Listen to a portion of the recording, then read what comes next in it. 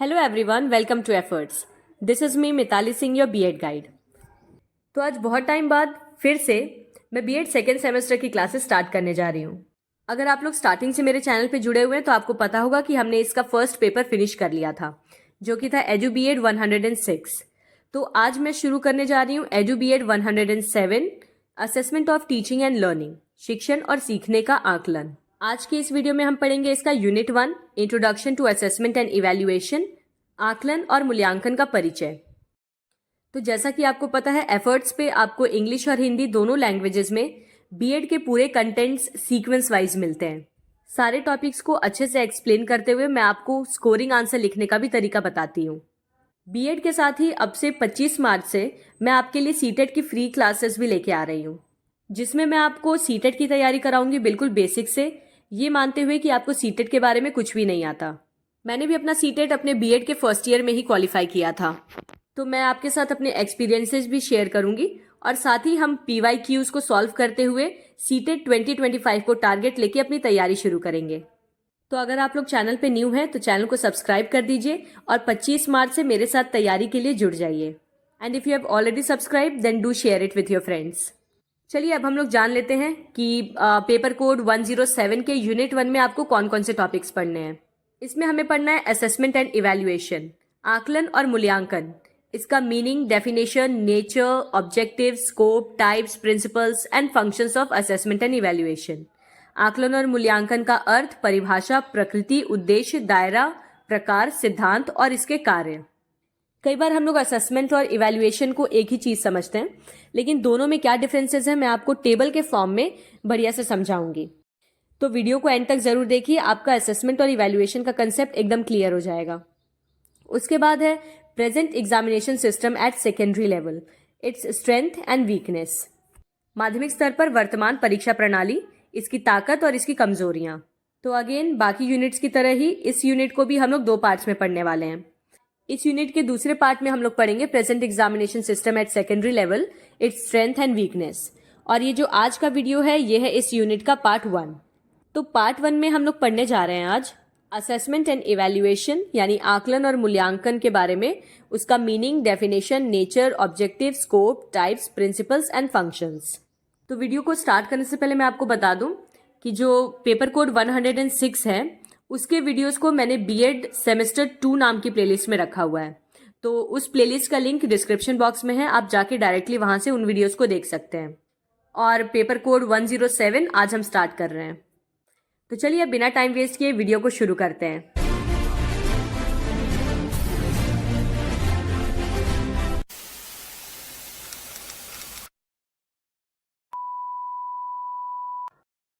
So let's start with introduction, परिचय.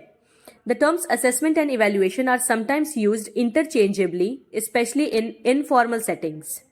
आकलन और मूल्यांकन, ये दोनों शब्द कभी कभी एक दूसरे के स्थान पर उपयोग किए जाते हैं, खासतौर पर अनौपचारिक जगहों पे। Both assessment and evaluation are crucial for improvement in various fields like education, training and business. शिक्षा, प्रशिक्षण या फिर व्यवसाय जैसे विभिन्न क्षेत्रों में सुधार करने के लिए आकलन और मूल्यांकन ये दोनों ही महत्वपूर्ण हैं। Effective assessments should be well designed and aligned with the learning objectives or goals being evaluated. देखिए, किसी भी आकलन या मूल्यांकन को अच्छी तरह से डिजाइन किया जाना चाहिए, जो भी आकलन या मूल्यांकन के उद्देश्य हैं उनको दिमाग में रखते हुए। Assessment and evaluation are closely related concepts, but there are some key distinctions between them. आकलन और मूल्यांकन दोनों ही निकट से संबंधित अवधारणाएं हैं, लेकिन उनके बीच में कुछ बहुत ही प्रमुख अंतर हैं। सबसे पहले हम जानते हैं कंसेप्ट। दोनों के कंसेप्ट में क्या डिफरेंस है। असेसमेंट की अगर हम बात करें तो assessment is the ongoing process of gathering information about someone's knowledge, skills और performance. It's like taking a snapshot to each where things stand at a particular point. ध्यान से समझिएगा, आकलन का मतलब होता है किसी के भी ज्ञान, कौशल या प्रदर्शन के बारे में जानकारी इकट्ठा करना। मतलब कोई भी बच्चा अपने एकेडमिक ईयर में किस तरह की डेवलपमेंट, प्रोग्रेस या फिर इंप्रूवमेंट शो कर रहा है, इससे रिलेटेड इंफॉर्मेशन कलेक्ट करना। Assessment is a process of collecting, reviewing and using data for the purpose of improvement in the current performance. आकलन वर्तमान में प्रदर्शन में सुधार के उद्देश्य से डेटा एकत्र करने, समीक्षा करने और उपयोग करने की प्रक्रिया है। असेसमेंट में 3 चीजें आती हैं। पहली चीज डेटा कलेक्ट करना, मतलब बच्चा जो भी प्रोग्रेस शो कर रहा है उसकी डेटा कलेक्ट करना, फिर उस डेटा को एनालाइज करना और उसके बाद उस डेटा की मदद से बच्चे में जो भी इम्प्रूवमेंट की जरूरत है उसे लाना।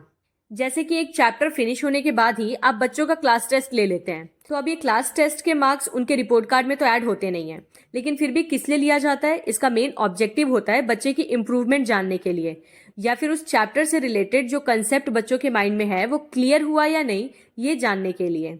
फिर उस क्लास टेस्ट के मार्क्स के बेसिस पे ही हम बच्चों को या तो वो चैप्टर दोबारा से एक्सप्लेन कर देते हैं अगर हम देखते हैं परफॉर्मेंस अच्छी नहीं है तो असेसमेंट बेसिकली इम्प्रूवमेंट के पर्पज से किया जाता है।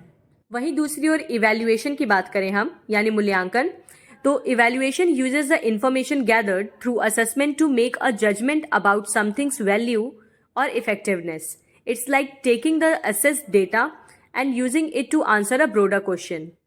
मूल्यांकन का मतलब होता है किसी भी चीज के मूल्य या उसकी प्रभावशीलता के बारे में निर्णय लेना। असेसमेंट या फिर आकलन के दौरान जितनी भी जानकारी इकट्ठा की गई है उसके बेसिस पे जजमेंट पास करना। जैसे कि जब आप बच्चों के फाइनल एग्जाम्स लेते हैं तो उसमें बच्चों के एकेडमिक ईयर की पूरी परफॉर्मेंस भी नोट होती है, फिर उसी डेटा के बेसिस पे बच्चे को पास या फिर फेल कैटेगराइज किया जाता है या जज किया जाता है। Evaluation is described as an act of passing judgment on the basis of set of standards. मूल्यांकन में मानकों के सेट के आधार पर, मतलब जो भी स्टैंडर्ड सेट किए गए हैं कि 60% से अबव होगा तो इतने ग्रेड, 70% से अबव पे इतने ग्रेड, इन सारे स्टैंडर्ड्स के बेसिस पे निर्णय पारित करने के कार्य को कहा जाता है, यानी जजमेंट सुनाना। अगर आपको अभी भी डिफरेंस क्लियर नहीं हुआ है तो अब हम इसके कैरेक्टरिस्टिक्स जान लेते हैं। सबसे पहले असेसमेंट यानी आकलन की characteristics. Focuses on data collection. This can involve test, observations, project, portfolios और any other method that provides insights. Assessment में डेटा संग्रह करने पर ध्यान केंद्रित किया जाता है।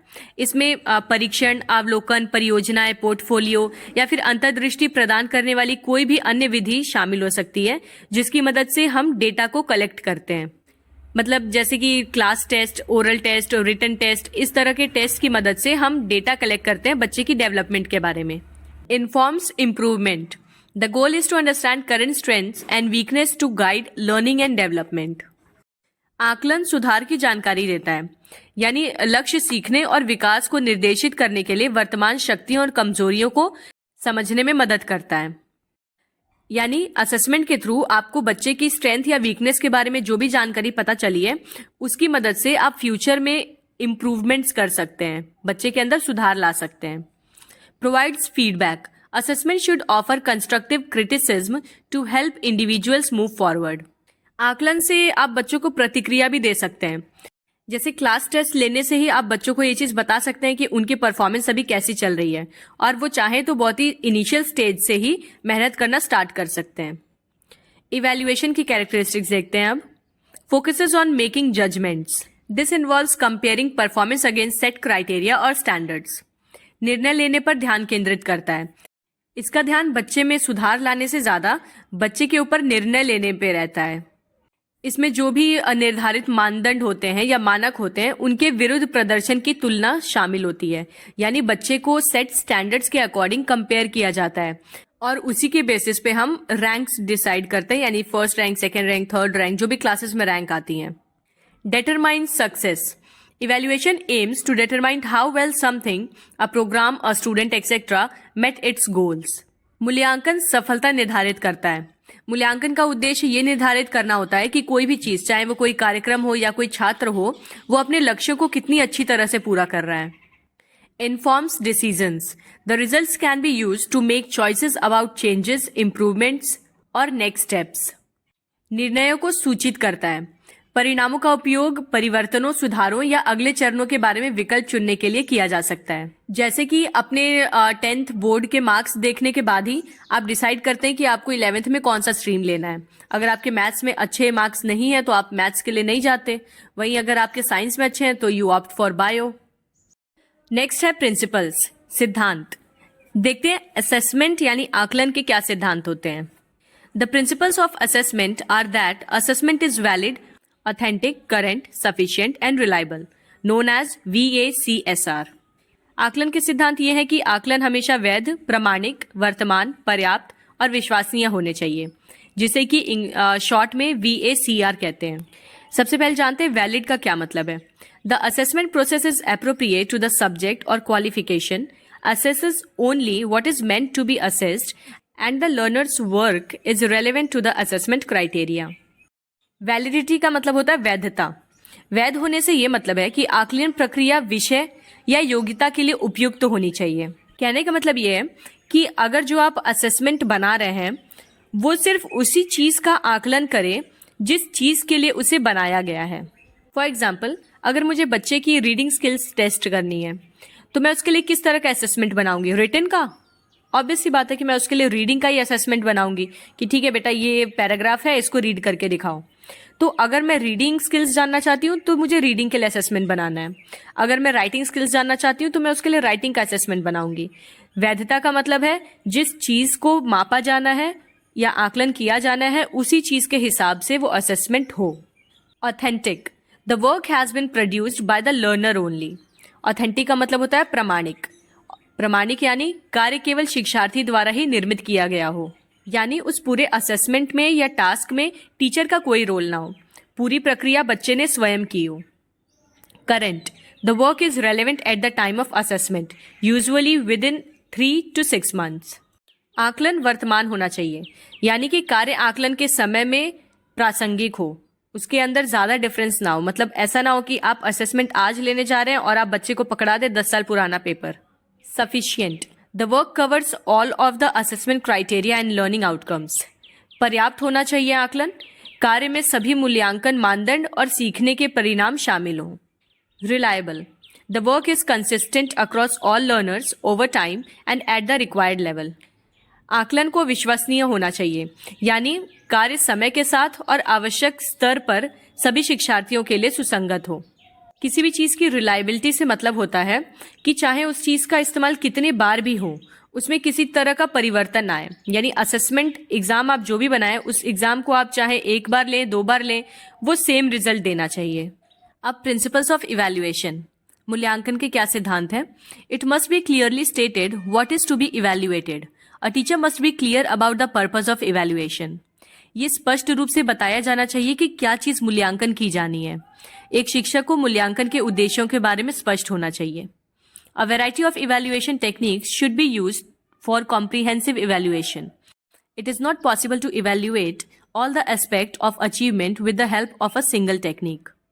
व्यापक मूल्यांकन के लिए विभिन्न प्रकार की मूल्यांकन तकनीकों का उपयोग किया जाना चाहिए। जाहिर सी बात है कि हर तरह के इवैल्यूएशन के लिए आप एक ही टेक्निक यूज नहीं कर सकते। जैसे अगर आपको याद हो तो आपके फाइनल एग्जाम्स में आपके रीडिंग और रेसिटेशन के भी टेस्ट हुआ करते थे। तो जिस भी चीज का इवैल्यूएशन करना है उसके लिए अलग अलग तरह की टेक्निक्स होनी चाहिए। सिर्फ एक ही टेक्निक से आप हर तरह के क्राइटेरिया को इवैल्यूएट नहीं कर सकते हैं। An evaluator should know the limitations of different evaluation techniques. Evaluation can be done with the help of simple observation or highly developed standardized test. But whatever the instrument or technique may be, it has its own limitation.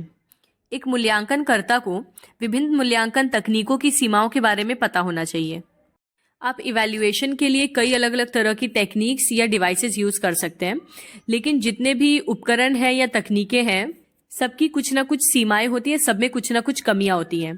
तो evaluator को इन सारी limitations या फिर demerits के बारे में पता होना चाहिए, कब किस जगह कौन सी तकनीक इस्तेमाल करनी है।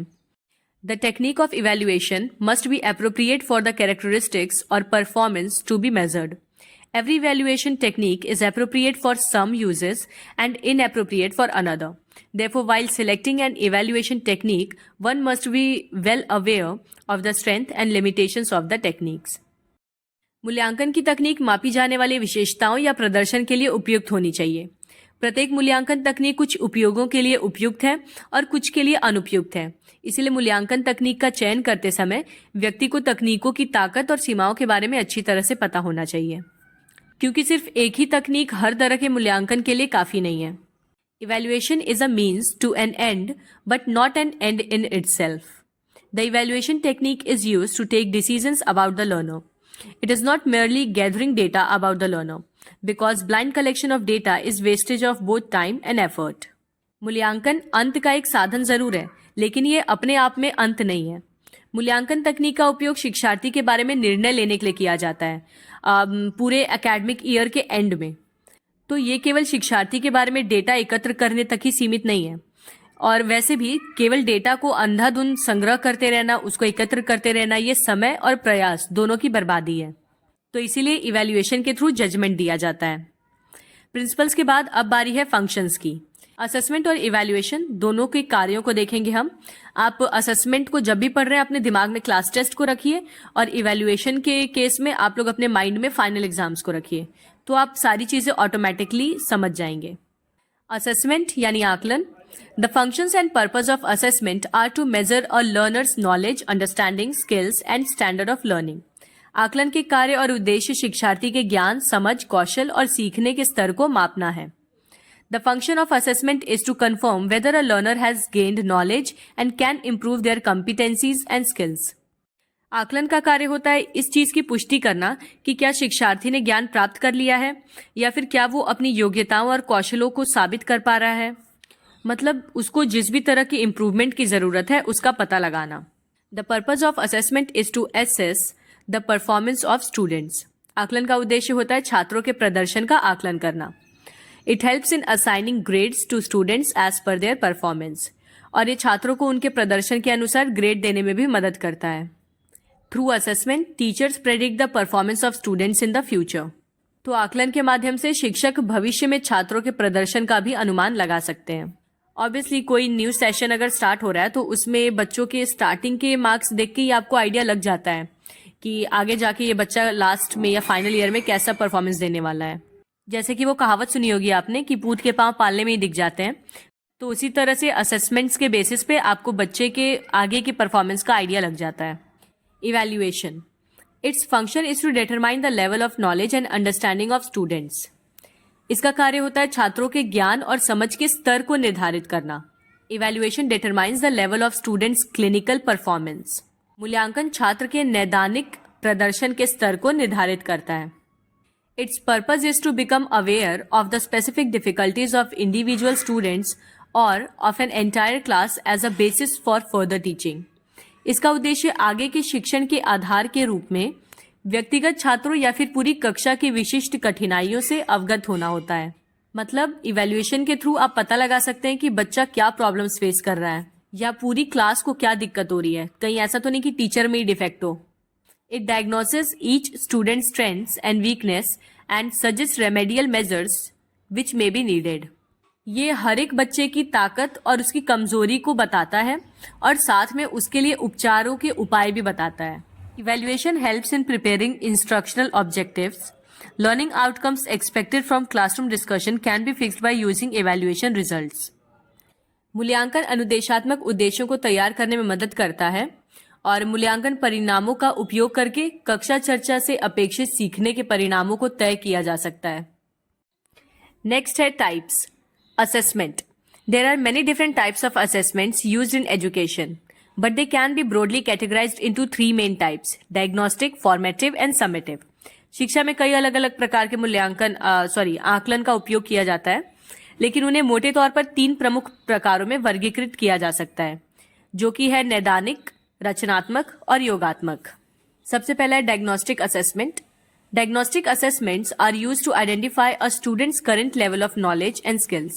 This information can be used to tailor instruction to meet the individual needs of each student. Examples of diagnostic assessment include placement tests, pre-tests, and KWL charts, यानी what I know, what I want to learn, and what I learned. नैदानिक आकलन का उपयोग किसी भी बच्चे के ज्ञान और कौशल के वर्तमान स्तर की पहचान करने के लिए किया जाता है। डायग्नोस करने का क्या मतलब होता है? किसी चीज का पता लगाना। तो अभी बच्चे की अंडरस्टैंडिंग या स्किल्स का क्या लेवल है उसका पता लगाने के लिए हम डायग्नोस्टिक असेसमेंट्स का यूज करते हैं। इस जानकारी का उपयोग प्रत्येक छात्र की व्यक्तिगत आवश्यकताओं को पूरा करने के लिए निर्देश तैयार करने के लिए किया जा सकता है। नैदानिक आकलन के उदाहरण है जैसे कि प्लेसमेंट परीक्षण, पूर्व परीक्षण या फिर KWL chart.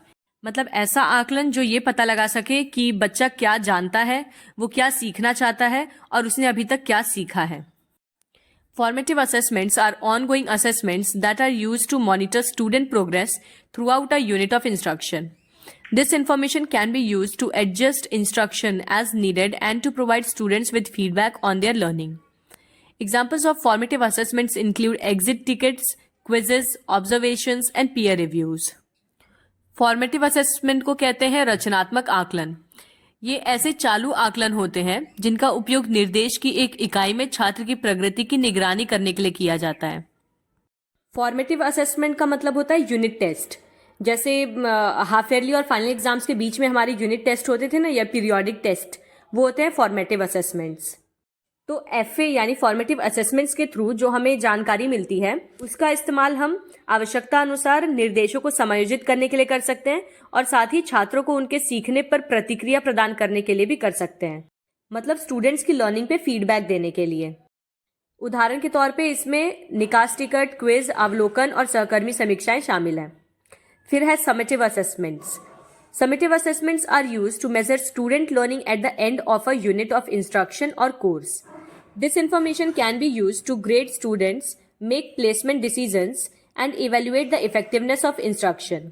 Examples of summative assessments include final exams, essays, projects, and presentations. Summative assessment को हिंदी में कहते हैं योगात्मक आकलन। इसका उपयोग निर्देश या पाठ्यक्रम की एक इकाई के अंत में छात्र के सीखने को मापने के लिए किया जाता है, यानी फाइनल एग्जाम्स। जैसे हम लोग के स्कूल में होता था कि 4 एफएज होते थे और 2 एसेज होते थे, एक हाफ टर्म पे और एक फाइनल टर्म पे। तो समेटिव असेसमेंट्स को यूजुअली मिड टर्म में या फिर एंड टर्म में लिया जाता है, जिससे कि हम बच्चे के अंदर की प्रोग्रेस को समझ पाते हैं। इस जानकारी का उपयोग छात्रों को ग्रेड देने, प्लेसमेंट निर्णय लेने और निर्देश की प्रभावशीलता का आकलन करने के लिए किया जा सकता है। योगात्मक आकलन के उदाहरण है जो अंतिम परीक्षाएं हैं, निबंध, परियोजनाएं, प्रस्तुति, ये सब। अब आप सोचेंगे इवैल्यूएशन एंड टर्म में होता है, फाइनल एग्जाम्स, तो एस्से क्या है?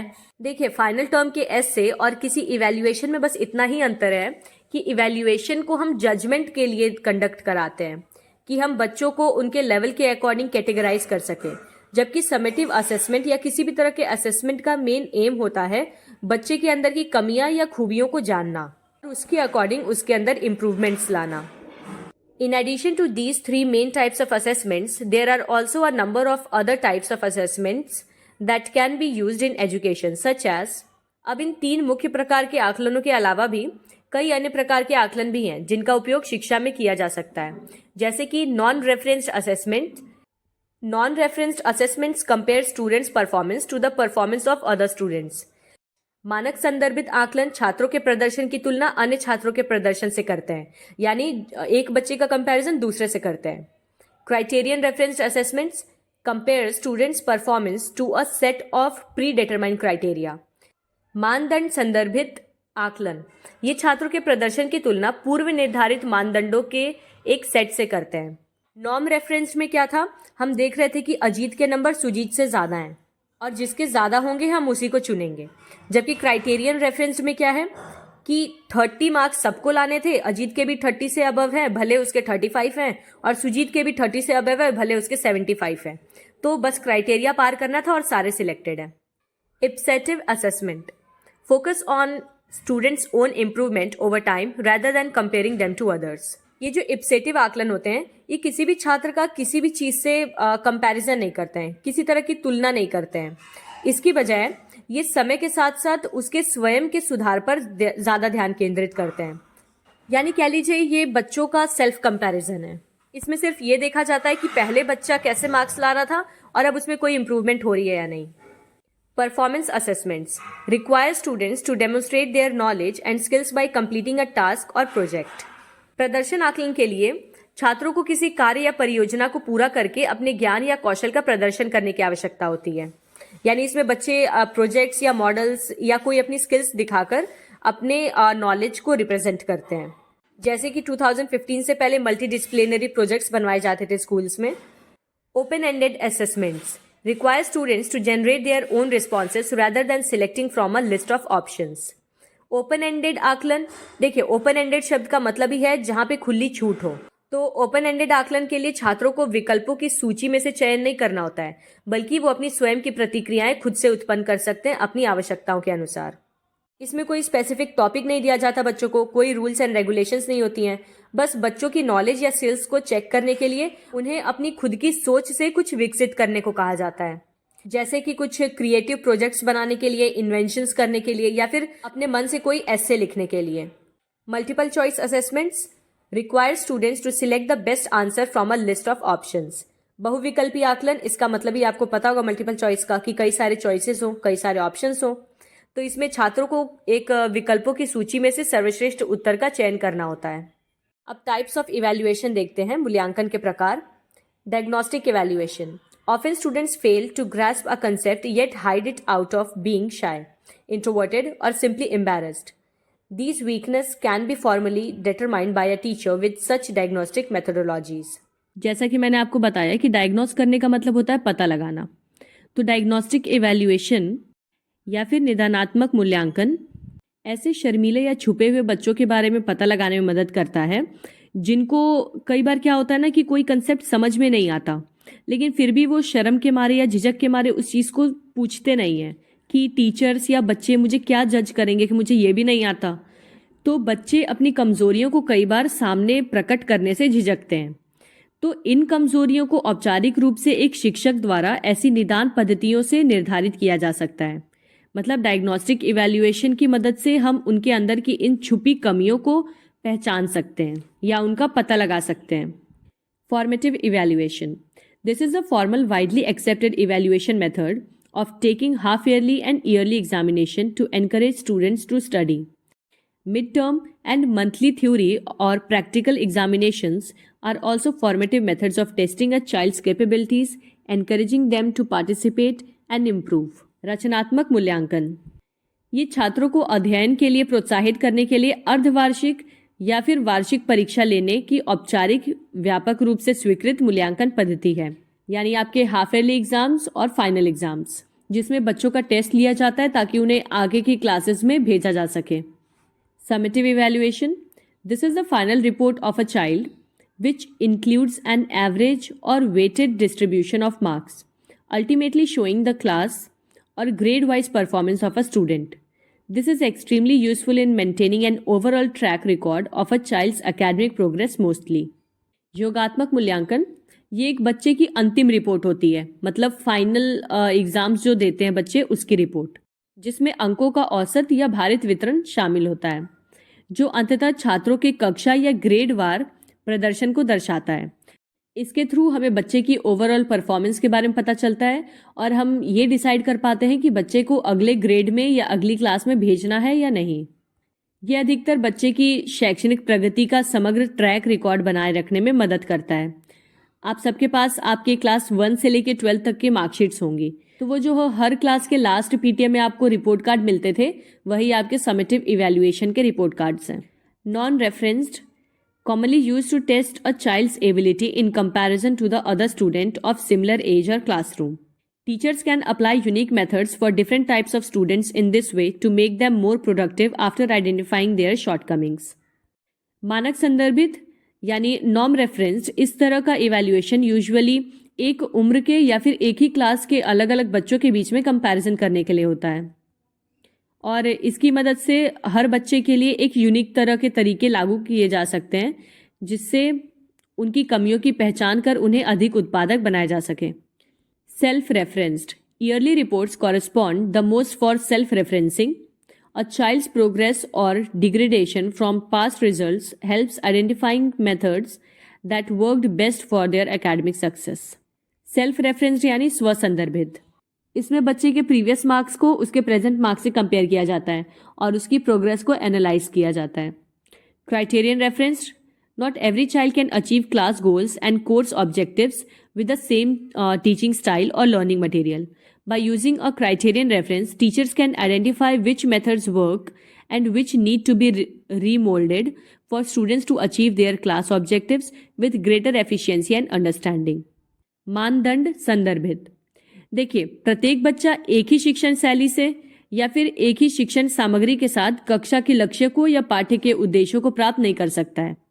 तो एक मानदंड संदर्भ का उपयोग करके शिक्षक ये पहचान सकता है कि कौन सी विधियां काम करती हैं और कौन छात्रों को अधिक दक्षता और समझ के साथ अपने कक्षा के उद्देश्यों को प्राप्त करने में मदद करती हैं। मतलब किस तरह की टेक्निक्स को यूज किया जाना चाहिए, ये बताने के लिए हेल्पफुल होती हैं। आपको एक जनरल डिफरेंस अगर मैं बताऊं तो think of assessment as gathering ingredients for a recipe, data on knowledge and skills, and evaluation as the act of cooking and tasting the dish, using the data to see if the learning goals were met.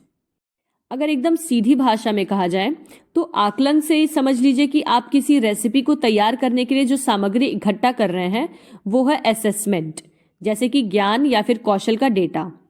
तो सामान इकट्ठा हो जाने के बाद अब जब आप उस रेसिपी को बना रहे हैं और बन जाने के बाद जब आप उसको टेस्ट कर रहे हैं तो ये सारी प्रोसीजर आता है इवैल्यूएशन में।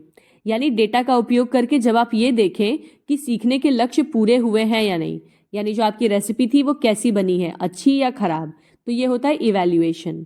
जबकि असेसमेंट में क्या था कि रेसिपी को अच्छा बनाने के लिए जितनी भी चीज़ों की ज़रूरत है उनको इकट्ठा किया जाए। चलिए अब टेबल के फॉर्म में इनके डिफरेंसेस को समझ लेते हैं ताकि आपको बात अच्छे से समझ आ जाए और दिमाग में भी आपके रिटेन रह सके। असेसमेंट को हिंदी में कहते हैं आकलन और इवैल्यूएशन को हिंदी में कहते हैं मूल्यांकन। Assessment test how learning is going on, यानी आकलन परीक्षण करता है कि सीखना कैसा चल रहा है, बच्चा जिस चीज़ को सीख रहा है कैसा सीख रहा है, क्या उसे चीज़ें समझ आ रही हैं या नहीं आ रही हैं। जबकि evaluation test what has been learned, मूल्यांकन इस चीज़ का परीक्षण करता है कि बच्चे ने अभी तक क्या सीखा। डायग्नोस्टिक इन नेचर, ये प्रकृति में निदान होता है असेसमेंट, जबकि evaluation is judgmental in nature, ये प्रकृति में निर्णयात्मक होता है। असेसमेंट का काम होता है डायग्नोस करना और इवैल्यूएशन का काम होता है जजमेंट पास करना। It identifies areas for improvements, assessment ये जनरली सुधार के क्षेत्रों की पहचान करता है, मतलब कहाँ इम्प्रूवमेंट की ज़रूरत है इसके बारे में पता लगाता है। जबकि evaluation it arrives eight an overall score, ये केवल समग्र स्कोर तक पहुंचता है, यानी इसका काम किसी इम्प्रूवमेंट से रिलेटेड नहीं होता, ये डायरेक्ट ग्रेड्स या लेवल्स बताता है। It identifies weaknesses and improve the learning, आकलन कमजोरियों को पहचानने में मदद करता है और साथ ही सीखने में भी सुधार करता है।